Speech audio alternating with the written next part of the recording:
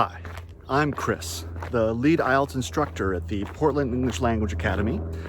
Here out in nature once again, trying to stay as far away from everybody else, but enjoying the sun. But I wanted to share with you a technique that you can actually use too to help you increase your own English ability, even if you have to stay far away from many people. It's basically a three-step process. The first thing that you want to be doing is you want to be listening to something, then listen and read something, and then listen again. Now, you can take a news report or a TED Talk, but what's important is that you actually have access to the transcript itself as well. So the first step is listen. Listen to the news report. Listen to it a couple times. Don't worry if you don't quite understand everything. And this is where you're going to maybe struggle with some of the ideas, some of the concepts, some of the vocabulary. Maybe they talk too fast, but that's okay. At this point, you are just trying to deal with the difficulties or the complexity of the ideas and information that you're being given. At that point, you then open up the transcript.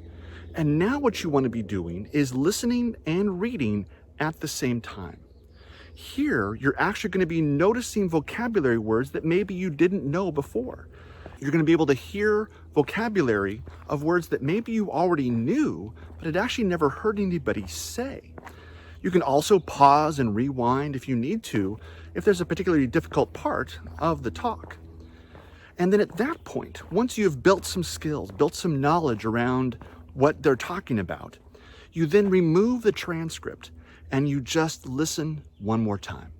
Here, you're reminding yourself of things that you have learned, of new vocabulary. You're noticing maybe the emphasizing that's going on and the speed and tempo of their speech.